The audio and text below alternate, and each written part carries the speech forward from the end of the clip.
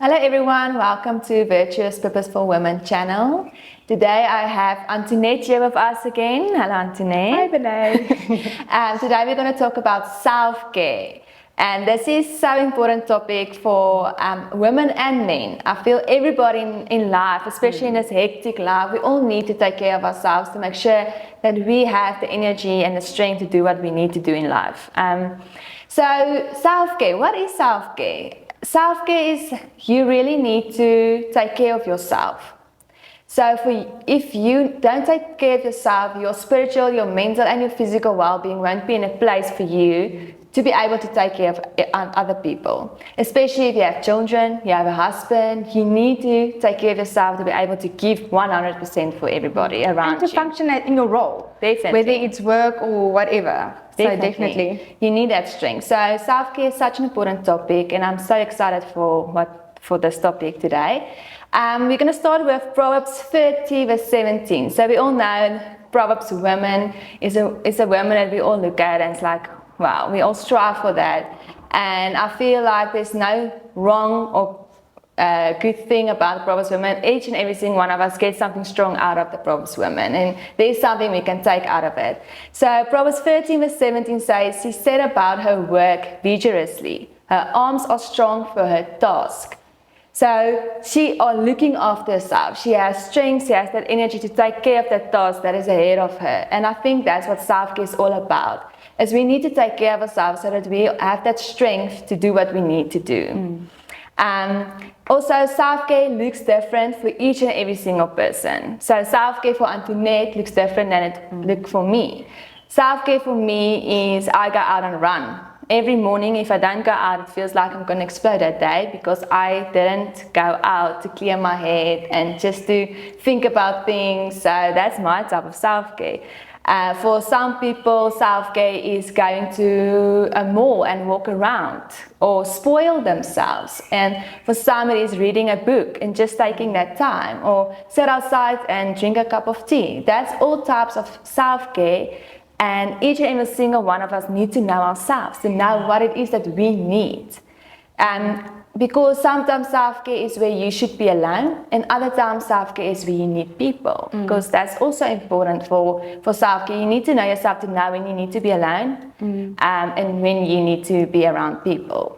And I actually want to add, I remember there was a time when I was pregnant with my previous, for the first time, yes. And it was during that awkward lockdown scenario. So we were not in lockdown level 5 anymore, but I think we were in level 3, yes. So everybody's still keeping their distance. And the one evening my husband had a training session with one of his friends, and he got home and he told me, listen, you need to be ready when I'm going for my training session. You're going with, and you're going to have coffee with this guy's sister-in-law, which is one of my friends. But I remember phoning her and I thought, this is such a weird request. And I phoned her and I invited myself for tea because she was also pregnant at that time. Yes. And I remember phoning her and I'm like, listen, can I please come and drink tea at your house while my husband trains at 7 p.m. with your brother-in-law? And she was also very confused, just like, sure, come over. And we went and we had such a great time for an hour. And I realized when I got in the car, I felt so refreshed.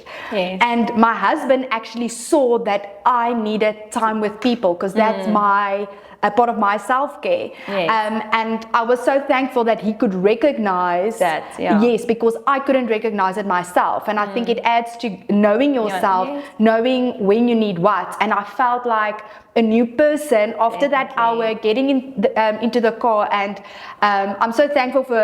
And ever since that evening, we've grown so much closer together. Your relationship grew stronger. And yes, it's really, yes, my husband really knew that I needed it at that stage. Especially during lockdown, everybody was so in their own space. So for him to see that, my wife needs people at this stage was so amazing. And that's so important to know yourself because Definitely. There is times, even introverts, there's times where you need to go to people and speak to them. But there is times where you need to be alone, and extroverts the same. So you need to know the time where you need to be alone and where you need to spend that time with 100%. people. And self-care also means setting that boundaries. So we need to set healthy boundaries for yourself. You need to know when you had enough and you need some time alone.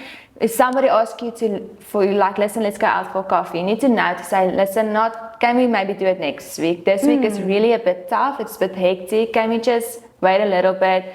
And that you don't have to fear about that FOMO, about missing out, because that's okay. Sometimes it's fine. You need to have that confidence to say, it's okay for me to miss out. I don't need to go to this gathering. I don't need to go to this friend's house now. Because I need to spend this time with my husband, or I need to take this time to do a bit of work, just so that I can set that pressure bit off of me to know, listen, I've done this, now I can relax for the rest of the weekend, or listen, I've got too many work to do, or I need to spend time with my family. You need to set that healthy boundaries. 100%. It's so important. And there's nothing, it doesn't mean it's something wrong with the other person if you say no. It just means that yes, there's something else that you need to focus on. And I remember there was a time I said yes to every single invitation, and it became so overwhelming because I would literally have a coffee date with someone, and I would have 15 minutes because then I had to leave. I had 10 minutes to go to the next one, and I would literally have 3-4 coffee dates after work, back to back, and then I still had to go back home to work. This is not obviously before children. Yes, I actually remember that. Yes, so. Right, and then I would be late for the one coffee, and then it would be like the snowball effect, because I felt responsible for fitting everybody in. And then there was a time I realized it's okay to say, hold on, I'm only doing one coffee. I'm investing 2 hours in one person on that day, and I don't have to do it every single day of the week. No. I can do a Monday, a Tuesday, and a Thursday, for example, and that is more than enough. And certain weeks I don't see anybody. And the same with weekends. Sometimes my husband don't go to family gatherings, and he would go to the gym. My family knows that sometimes only I show up, and when they ask where's my husband, I would say he's at the gym because he's had a hectic week, and that is where he needs to be right now. That's his self-care. That's and it's fine, you know, they love him, they respect him for it, and then when he's done, he'll come join us, or he'll join the next time. He doesn't, or he'll go visit on his own when he's got a gap. Or even if the week was so busy and you and your wife didn't have time, or you and your husband didn't have the time together, and you feel like this weekend I really just want to be with my family at home, and people ask you to listen, let's go out, do stuff, it's okay to say, sorry, this weekend we are out. It's fine. Because you need to have that time with your family where you and your husband and you and your wife and you and your children can do stuff alone together. It doesn't need to always be with people. And that's okay. It doesn't mean you're going to miss out on, if you miss a gathering, it's fine. You're not going to miss so much. It just means you're going to fill your cup more together with you and your family so you can give more. And it's so important. I always feel I feel a little bit guilty. I know I shouldn't. We talked about it the other day. When my husband travels for either work or he goes on a hunting trip, I obviously miss him a lot, but I don't tell anybody that he's away, because I don't want people now all of a sudden say, hey, your husband's not here, let's go do lunch.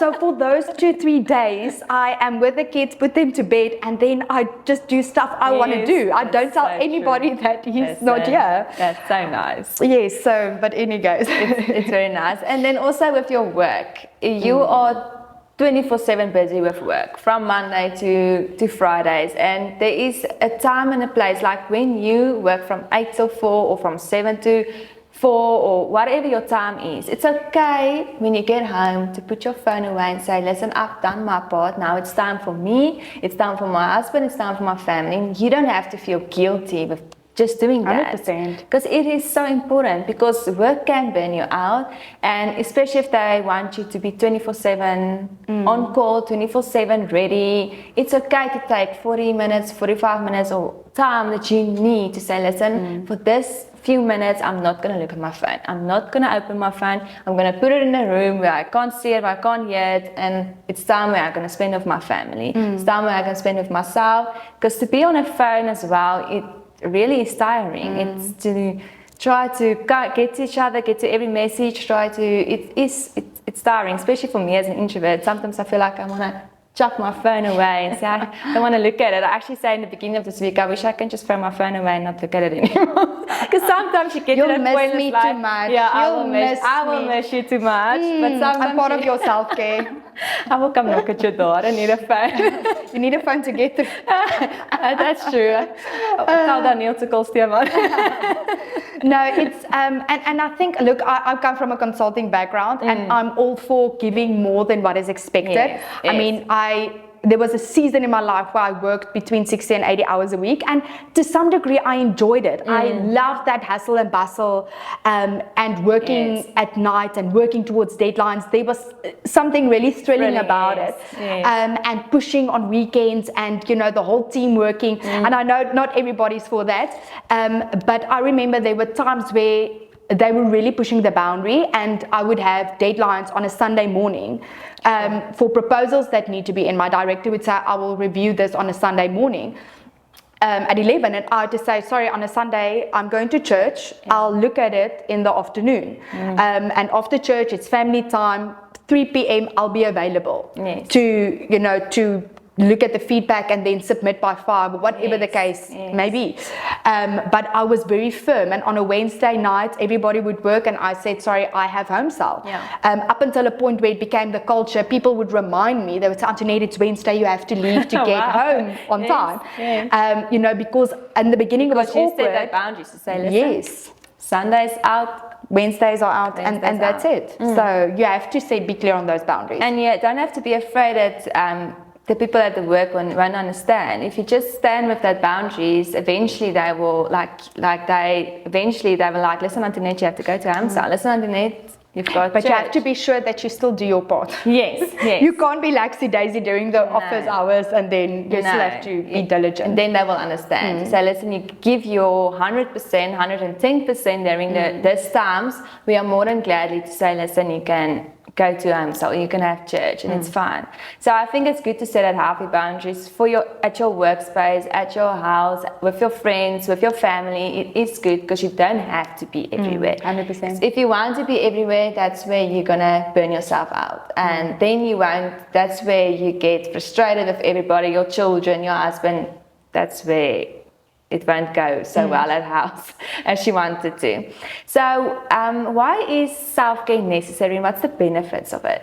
Well, I think you touched on it now in terms of your ability to manage stress. Yes. And it's almost like a toddler. You have a toddler that can take a lot of new information, and then when they get overwhelmed, like at the end of the day, it's just that one thing. It can be bumping against the couch, or touching something additional, and then it's literally like a switch, and all of a sudden there's this meltdown because they're overstimulated. And I think as grown-ups, we do the same. So if we are constantly pushed to our limits, it can literally be your child calling mommy one too many times, or your husband literally asking a question at the wrong time, that then all of a sudden causes this explosion, this meltdown. So when you actually prioritize self-care, it puts you in a position to manage your stress more effectively. You're less likely to get ill, which is a good thing, because when you get ill, you become more overwhelmed because you're falling behind. When you're overwhelmed, it's this whole vicious circle. You get stressed and then you can't get ahead of it. And then obviously you have more energy when you take care of yourself, and you're more able to show up for the people around you, and doing the things that's required of you. And then also better relationships. We spoke about walking on eggshells, around you. Yes, you don't want people to act. You don't want to create that atmosphere where people need to walk on eggshells because they are so afraid that you're going to snap at any time. Because I think that impacts your work relationships, your family, your relationship with your kids. And I get it. There are days. I know I had a day like that yesterday where I had to really just bite on my my teeth and just carry through. And so it happens. There are days, and by 8 I told my husband, now I'm getting in bed because now I'm drawing the line. I'm now prioritizing self-care. And it's okay if you have those days, but it's to limit that. It's not every single day that you feel like that.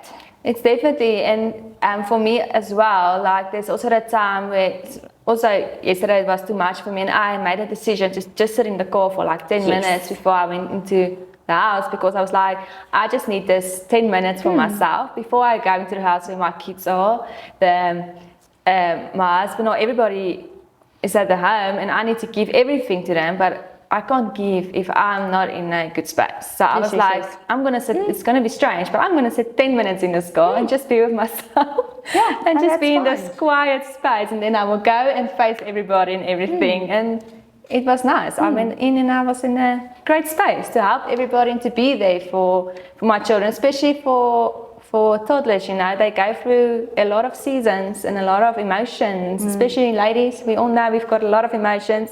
So imagine this little toddler girl with all the emotions. So I knew my daughter is going through a season at this stage from last week. So I was like, I need to be on my best to give her, because I know she needs it. And if I'm not my best, I won't be able to support her as I need to. So yes, it's so important. So tips for self-care. We all want to know. Okay, so yes, self-care, but what is tips for self-care? So what is it? It doesn't have to be expensive. It can be reading a book. It can be drinking a cup of tea.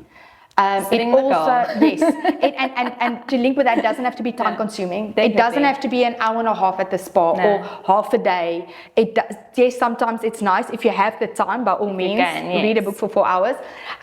But sometimes 10 minutes on your own is more than enough. That's true. Yes. And also social media, TV, that's not self-care. I feel like it just adds on. And it's a distraction. Definitely. So so for me, if you take time to invest in self-care, it must be effective. And social media, in my opinion, it's not effective, because all that it does is it hides away or masks the problem or the situation you're going through. And you don't actually take time to either relax, rest, or gather your thoughts to process what you're going through, working through the emotions, and just strengthening yourself. You are literally just shoving the problem to the side by distraction, and the moment you get off of social media, all those emotions and problems come back. So then it's almost, I mean, enjoy social media. There are benefits to it. Yes. But what I'm saying is, if you have to choose between social media and self-care, rather choose self-care. Definitely, I agree 100% with you. And then also another thing is, I think we have to know when we need self-care, and we shouldn't let it go and leave it until the last minute. Don't explode and then do self-care. Because that's not the point of self-care. Self-care has to help you so you don't get to that exploding point. So I think we talked about 2 podcasts back about our glass balls, and self-care was one of them. And I really think it's so important for you to make that part of your weekly routine or your daily routine, to make sure that you get to that self-care, so you don't get to that point where you explode. You don't get to a point where you get frustrated so quickly or go into a meltdown. So I think that's very important, so don't leave it to last minute. And don't feel guilty about it. I remember there was a phase where I was pushing myself literally to the last, to my brim. And I thought self-care was rubbish. I thought, you don't have time for self-care. It shouldn't be a priority. And when I actually went through Proverbs 31, she's doing all these amazing things, and it's businesses, and she's flourishing, and she's looking amazing while doing it. Children, and everybody's flourishing, and she's wise, and read up and all of that. And then there was this one line where it says she makes tapestry for herself. And it hit me like a brick wall, because I realized she's actually in all of this. Taking care of herself. Yes, she's taking time to do something something for herself. And I realized you don't have to feel guilty about self-care. No. You don't have to feel guilty to say, listen, I need to take a few minutes for myself. And it's so important, because if you don't take a few minutes, that's where you won't be able to give. Because you need to fill your own cup to be able to fill other people's cups. Yeah. So if your cup runs empty, how are you going to fill the other people's cups? Yeah. And the other thing is that, and no expectations. So Yes, in a family setting. because we spoke about earlier, love is unconditional. You can't expect to give something and expect the other person to give it back. 100%. If you want to give, you give. And it doesn't mean that there mustn't be that expectation of, listen, I need back. Yes, like if my husband if I now go read a book for 20 minutes, my husband can't tell me, okay, but you now got 20 minutes, now you need to put the kids to bed tonight. Because then when I need to take time for myself, when I now need to prioritize myself, I'm going to think, okay, self-care is going to cost me something. Is it worth the price? Yes. And then I might end up saying, no, I'll rather not do it. Or I'm going to feel guilty with this burden every time. But it's also not healthy for relationships. Because it's actually a very toxic thing, because in your back mind, you're going to think the whole time, if I'm going to give something or I'm going to take time for myself, it comes at a price. It comes at a price. Somebody my husband gonna want something from it, and that's not right. That's why we all learn when we got married and stuff. That's that verse. It says love is unconditional. It doesn't pridefulness. I'm paraphrasing now, but we all know that verse. It's a big thing. We always tell it when we get married and stuff. But that's the most important thing. Is we don't have to think about love that way. You need to have time to take self-care. Your husband needs to have time to self-care. And you shouldn't do it with an expectation of wanting something back. And self-care, I think, for men and women and your children look different. Definitely. So just because I want to be alone, I remember last Friday night, I was busy cutting out flowers for my daughter's bedroom. And I told my husband, listen, you go do what you want to do. Yeah. I'm literally going to cut out flowers, and it was so nice because it was therapeutic for me, enjoying. I put on a movie, cutting out flowers, and he actually went out with his friends, and he didn't, we both had an evening where we could just do self-care completely separate in completely different ways. And that's okay. And I think the same with our children.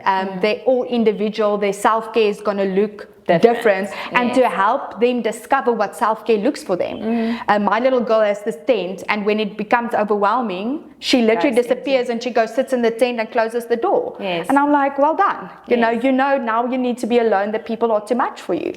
And so it's recognizing, and like you said, no expectations. And that's so important. And I feel, like you said, you need to know what is self-care for you as a person. And also, we need to make sacrifices. So sometimes, instead of sitting in front of the TV, or rather, like we say, or social media, take time for yourself, or go to bed earlier so you are refreshed. Don't look at the TV or watch a movie or whatever you do until 10 o'clock, 11 o'clock in the night, and then go to bed and think you're going to be rested out the next morning. After 5 or 6 hours. And feel like you have to give everything. So we also need to remember 100% that. And is there anything you want to add to types of self-care, taking care of self-care?